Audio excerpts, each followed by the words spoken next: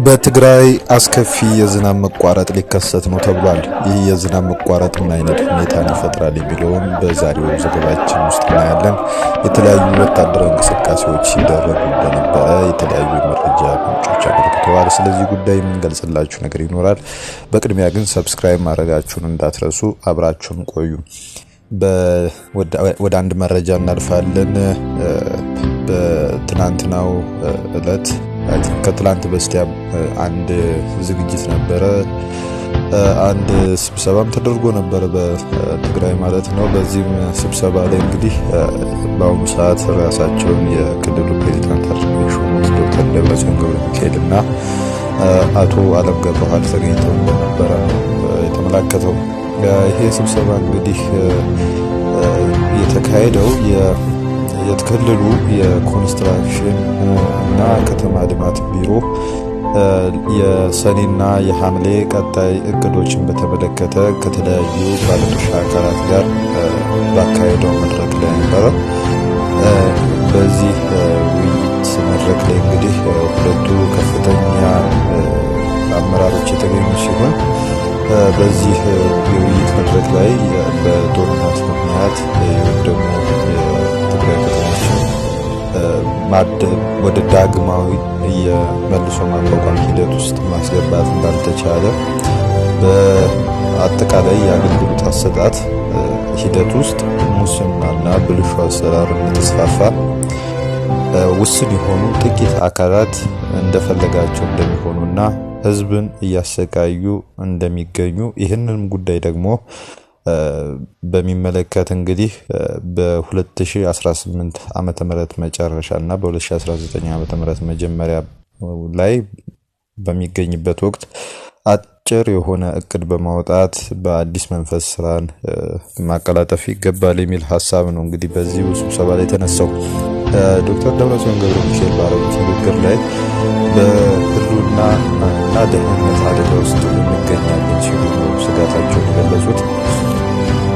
እንደ መንግስት ሉዓላዊነታችንን ማረጋገጥ ቁልፍ ትኩረታችን አድርገን ሙስናን በመታገል ለህዝባችን ፈጣን ህጋዊና ፍትሃዊ የሆነ አገልግሎት እንዲስፋፋ እንዲሰጥ ማረጋገጥ ይገባናል ሲሉ ሀሳባቸውን ገልጸዋል። እዚህ ላይ የጦርነት ወቅት ውስጥ ያለነው የሚል አይነት ምልክት ያለው ንግግር የሚያደርጉት እርሳቸው በህልውና ስጋት ውስጥ ያለው ሲሉ መናገራቸው ከዚህም ጋር የተገናኘ ነው።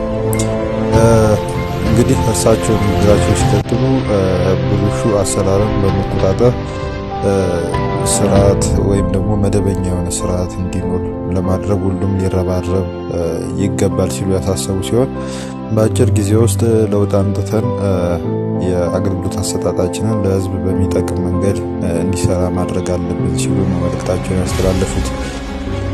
ይህን ፈታኝ ጊዜ ተጋግዘን ችግራችንን እያቃለን ራሳችንን የምንችልበት መንገድ አበክረን እየሰራን የውስጥና የውጭ እንቅፋቶቻችንን በተለመደው አሰራራችን አማካኝነት ቀርፈን አጠቃላይ ሂደቶችን ሀብትም ሆነ ንብረታችንን ተጠቅመን በመከላከል ውስጥ መግባት አለብን ሲሉ ገልጸዋል።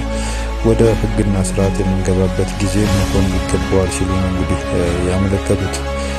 በሌላ በኩል ደግሞ የክልሉ ኮንስትራክሽን እና ከተማ ልማት ቢሮ ኃላፊ አቶ አለም ገብረዋህድ በበኩላቸው በልዩ ሁኔታ ወደ የትግራይ ከተሞችን ወደ ተግባራዊ ስራ የማስገባት ሂደት በሰኔ ወር እና በሐምሌ ወር በቀጣይ እቅዶች ተይዞ መከናወን እንደሚገባው እንግዲህ አመልክተዋል። በዚሁም ደግሞ መስራት ይገባናል፣ መጠንከር አለብን ሲሉ ነው ያመለከቱት። ይሄ ውይይት መድረክ እንግዲህ ተካሂዶ የተለያዩ ሀሳቦች ተንሸራሽረውበት የአቋም መግለጫ ወጥቶበት እንደተጠናቀቀ ነው የተመላከተው። ወደ ሌላ መረጃ ስናልፍ እንግዲህ በዚሁ በትግራይ ክልል ከባድ የሆነ የዝናብ እጥረት ሊያጋጥም እንደሚችል የክልሉ የአደጋ ስጋት አመራር ኮሚሽን ማስጠንቀቂያውን ሰጥተዋል። የኮሚሽኑ ምክትል ኮሚሽነር የሆኑት አቶ ገብረ እግዚአብሔር አረጋዊ ለክልል መገናኛ ብዙሃን እንደገለጹት ከሆነ በደቡብ ምስራቅና በምስራቅ እንደዚሁም በማዕከላዊ ትግራይ ዞኖች ከባድ የሆነ የዝናብ እጥረት እንደሚያጋጥም አስጠንቅቀዋል። በትግራይ በ2018-19 የምርት ዘመን የዝናብ እጥረት ወይም ደግሞ ኤልኒኖ የተባለው የዝናብ እጥረት ሁኔታ በአራቱ ዞኖች በተወሰነው ደግሞ በሰሜን ምዕራብ ዞን በኩል ሊያጋጥም እንደሚችል ነው የገለጹት። ወደ 24 ወረዳዎች ያክል ደግሞ አደገኛ ሊባል በሚችል ደረጃ የዝናብ እጥረት ሊያጋጥም እንደሚችል ተገልጿል። እንደዚህ አይነት ሁነቶች ወይም ደግሞ ችግሮች የሚፈጠሩት ደግሞ የፓሲፊክ ውቅያኖስ የትሮፒካል ክፍሉ መሞቅ በሚጀምርበት ወቅት ስለመሆኑ የተመለከተው። በዚህም ወቅትም እንግዲህ በሰዎችና በእንስሳት በኩል የሚተላለፉ አደገኛ ሊባሉ የሚችሉ ህመሞች ወይም በሽታዎች ሊገጥሙ እንደሚችል እንግዲህ ማስጠንቀቂያ እንግዲህ አቅርበዋል።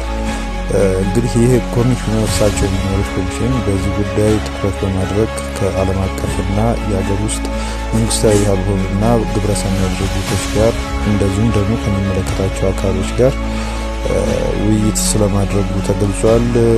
በዚህም እንግዲህ የተቻለውን ያክል ለማድረግ ኮሚሽኑ የተለያዩ ጥረቶችን እንደሚያደርግ እንግዲህ መናገራቸውን የክልሉ መገናኛ ብዙሃን ዘግበዋል። እንግዲህ የሚመጣው ጊዜ እጅግ በጣም ከባድ እንደሚሆን ነው እሳቸው የተናገሩት።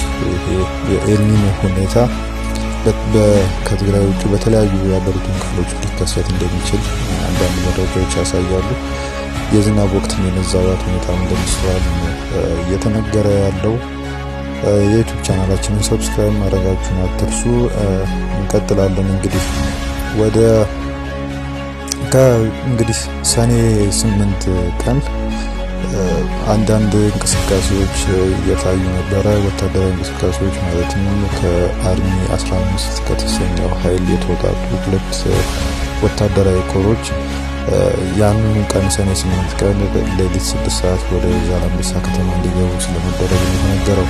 ይሄ እንቅስቃሴ በኤርትራ በማድረግ ወደ ሱዳን በመግባት ሳፍ የሚባለው የሱዳን አርምድ ፎርስስ ወይም በጀነራል አብዱልፈታህ አልቡርሃን የሚመራው ሰራዊት ለማገዝ ያቀደ በመሆኑ ነው። ከዛም ባለፈ ደግሞ በሱዳን አቅጣጫ በኩል የጽምዶ ወይም ደግሞ የጥማድ ወይም የቅንጅት ኃይሎች ጋር በመሆን ወደ የኢትዮጵያ መንግስትን ለመውጋት ስትራቴጂካዊ ውጥን ያለው አይነት እንቅስቃሴ እንደሆነ ሲነገር ነበር።